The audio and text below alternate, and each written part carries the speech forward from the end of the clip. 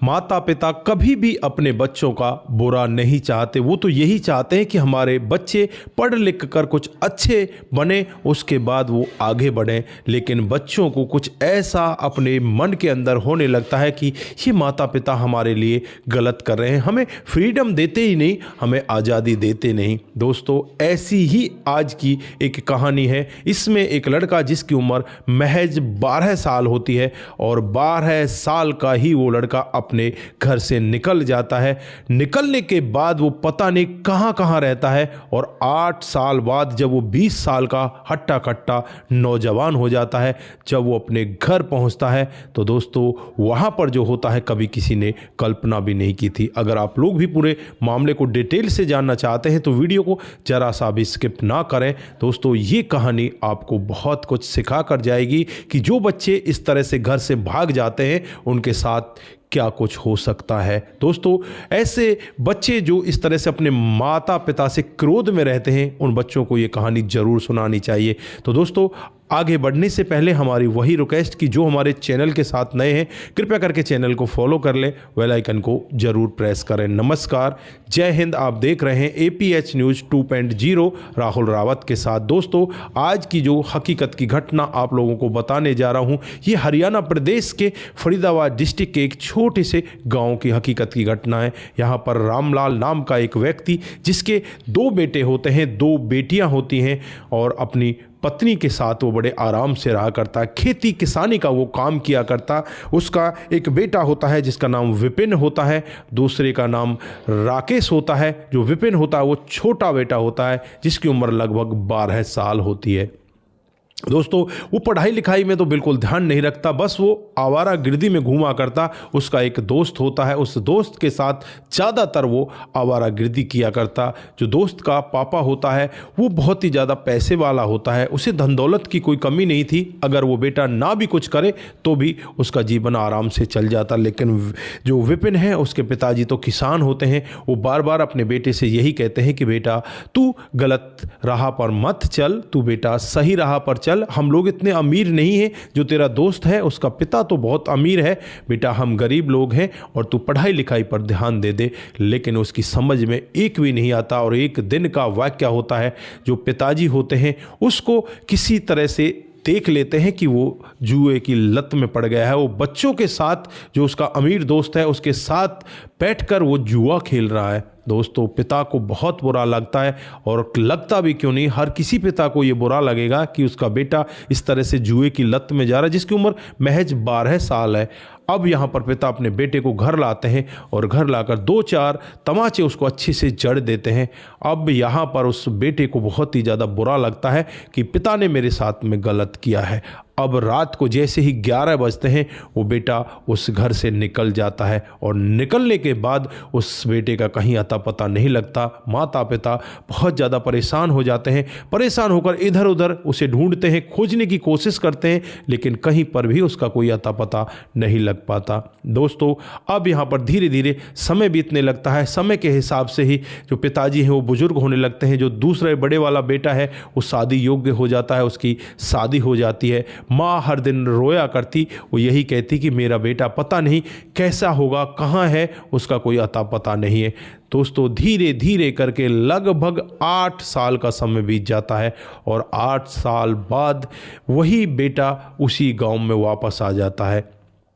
और जब गांव में वापस आता है तो यहाँ पर अपने माता पिता की हालत को देखकर, अपने भाई की हालत को देखकर फूट फूट कर रोने लगता है। दोस्तों, माता पिता की तो समझ में ही नहीं आता कि ये उनका बेटा है, क्योंकि 8 साल बाद उसकी शक्ल भी थोड़ी बदल चुकी थी, क्योंकि वो जवान हो चुका था। उस समय वो 12 साल का था और आज 20 साल का हट्टा कट्टा नौजवान हो गया था। लेकिन अब यहाँ पर जब वो बताता है कि मैं तुम्हारा ही बेटा विपिन हूँ, तो दोस्तों यहाँ पर माता पिता को क्रोध भी आता है और फिर उन्हें थोड़ी सी शांति भी होती है कि हमारा बेटा वापस आ गया। उससे जब पूछा जाता है कि बेटा तुम यहाँ से कहाँ चले गए थे और तुमने क्या क्या किया है, तो बेटा बताने लगता है कि उस रात को जैसे मैं यहाँ से निकला तो यहाँ से मैं सीधा पैदल चलने लगा। पैदल चलते चलते एक रेलवे स्टेशन पर पहुँच जाता हूँ।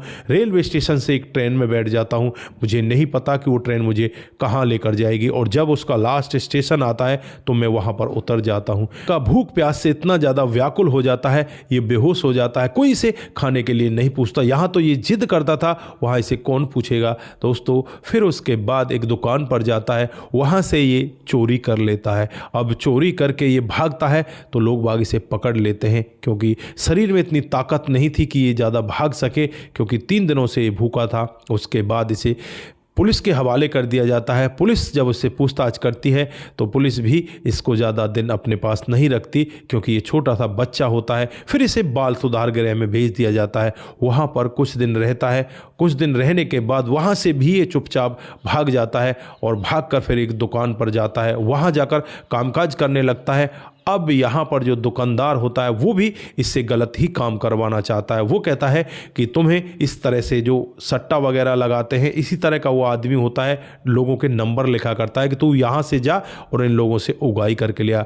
झुग्गी झोंपड़ियों में वो रहने वाले व्यक्तियों से पैसे उगाया करता और उनके नंबर लिखा करता। यही काम अब ये करने लगता है। धीरे धीरे करके समय बीतता है और समय के हिसाब से ही ये जवान होने लगता है। दोस्तों, जब ये 20 साल का हो जाता है तो इसके पास पैसा भी हो जाता है, लेकिन अब इसे याद आने लगती है कि मुझे अपने घर जाना चाहिए। मैं यहाँ पर अपने जीवन को क्यों खराब कर रहा हूँ? जिस सट्टे की लत की वजह से मेरे पिताजी ने मुझे मारा था, उस सट्टे की लत में आज तू इस तरह से लिप्त हो चुका है कि लोगों को इस तरह से सट्टा लगवा रहा है। इस तरह से तू यहाँ पर कामकाज कर रहा है। हालांकि उसको ज़्यादा पैसे मिलते नहीं, खाने पीने के पैसे मिल जाते हैं, सारे पैसे जो उसका मालिक होता है उससे हड़प लेता है। दोस्तों, जब वो 20 साल का हो जाता है तो उसे याद आती है कि अपने गाँव, अपने घर चलना चाहिए। फिर वहाँ से वो ट्रेन में बैठता है। ट्रेन में बैठकर जब वो अपने घर आ जाता है, घर आकर देखता है कि पिताजी की हालत बहुत ज़्यादा ख़राब है, माँ बीमार है और जो बड़ा भाई है उसकी पत्नी भी उसे छोड़कर भाग चुकी है, वो भी बीमार रहने लगा है। दोस्तों, अब यहाँ पर वो रोने लगता है और कहने लगता है कि माँ, बाबूजी, मैंने बहुत गलत काम किया है जो मैं आपको छोड़कर चला गया। अगर मैं आपके साथ रहता तो शायद मैं आपकी मदद करता। अब यहाँ पर वो अपने भाई को नज़दीकी हॉस्पिटल में ले जाता है, माता पिता को हॉस्पिटल में ले जाता है, उनका वहाँ पर इलाज करवाता है। कुछ पैसे उसके पास होते हैं जिनसे उनका इलाज हो जाता है और उसके बाद तीनों को लेकर घर आ जाता है। फिर यहाँ पर वो कहने लगता है कि माँ, बाबूजी, अब मैं आपके साथ ही रहूँगा और मैं यहाँ पर अब आपको कमा कर दिखाऊँगा। दोस्तों, कुछ पैसे उसके पास और होते हैं, उनसे वो वहाँ पर एक दुकान खोल लेता है जो परचूने की दुकान होती है। परचूने की दुकान में इतना अच्छा सामान भरता है, लोग बाग उसके व्यवहार से अब खुश होने लगते हैं। फिर यहाँ पर वो दिन दूनी रात चौगनी तरक्की करने लगता है। धीरे धीरे उसका सामान बिकने लगता है और थोड़े ही समय में वो बहुत बड़ा दुकानदार बन जाता है। जो माता पिता हैं वो भी आज बहुत ज़्यादा खुश हैं और आज वो यहाँ पर अपने बेटे के साथ आराम से रह रहे हैं। बड़ा भाई है, वो भी खुश है, हालांकि उसका दुख ये है कि उसकी पत्नी उसे छोड़कर चली गई है। दोस्तों, अब माता पिता अपने बेटे की शादी के लिए लोगों से कहने लगते हैं कि मेरा बेटा कामकाज करता है, इसकी शादी करवा दीजिए। दोस्तों, फिर यहाँ पर एक पिता जिसकी 2 बेटियां होती हैं वो इनके घर पर आता है और इनसे कहने लगता है कि हम आपके बेटे की शादी करना चाहते हैं, इस लड़के की और इससे बड़े भाई उसकी भी हम शादी करना चाहते हैं। दोस्तों, माता पिता बहुत ज़्यादा खुश होते हैं और माता पिता फिर इनकी दोनों की बड़ी ही धूमधाम से शादी करा देते हैं। दोस्तों, अब इनका जीवन बहुत ही बेहतर तरीके से चलने लगा है और इनके जीवन में अब किसी प्रकार की कोई कमी नहीं है। शादी को लगभग 3 साल बीत चुके हैं। दोनों को एक एक लड़का है और दोनों भाई मिल बांट कर उस दुकान को आगे चला रहे हैं। दोनों जो इनकी पत्नियां हैं वो भी मिल बांट कर काम काज कर रही हैं। घर परिवार बड़ा खुश है। अब तो ये परिवार खुश है, लेकिन इससे पहले ये परिवार बिल्कुल बिखर चुका था, बिल्कुल टूट कर एक रोड पर आने की कगार पर आ चुका था। दोस्तों, यहाँ पर इस घटनाक्रम को सुनाने का उद्देश्य सिर्फ आप लोगों को जागरूक करना है, आप लोगों को बताना है कि जो बच्चे इस तरह से अपने माता पिता के साथ क्रोध में आते हैं और इस तरह से घर को छोड़कर भाग जाते हैं, उनके साथ में क्या हो सकता है। ये लड़का यहाँ से गया, कितने दिन भूखा रहा, कैसे कैसे इसने अपने जीवन को बिताया, लेकिन जब ये 20 साल का हो जाता है इसे अपने माता पिता की याद आ जाती है और ये वापस उनके साथ रहने के लिए आ जाता है। दोस्तों, हर किसी की किस्मत ऐसी नहीं होती। बहुत से लड़के तो इस तरह से फंस जाते हैं कि उन्हें फिर भीख ही मंगवाया जाता है। और उनके हाथ पैरों को तोड़ दिया जाता है या उनकी आँख को ख़राब कर दिया जाता है, किसी भी तरह से उन्हें अंगहीन कर दिया जाता है और उनसे इसी तरह से चौराहे पर खड़ा करके भीख मंगवाया जाता है। तो दोस्तों, यहाँ पर मैं आप लोगों को यही कहना चाहता हूँ कि कभी भी कोई भी बच्चा ऐसा गलत कदम ना उठाए, वो कभी भी इस तरह से अपने माता पिता को बुरा ना समझे, क्योंकि माता पिता कभी भी आपकी बुराई नहीं चाहते, वो आपकी भलाई ही चाहते हैं। तो दोस्तों, ये रही आज की छोटी सी कहानी। आपकी जो भी राय है एक बार कमेंट बॉक्स में ज़रूर दीजिएगा। आज के लिए बस इतना ही, फिर मिलते हैं किसी नए मोड़ के साथ। तब तक के लिए आप अपना ख्याल रखें, परिवार का ख्याल रखें, सतर्क रहें, सावधान रहें, रिश्तों की अहमियत को ज़रूर समझें। नमस्कार, जय हिंद, जय भारत।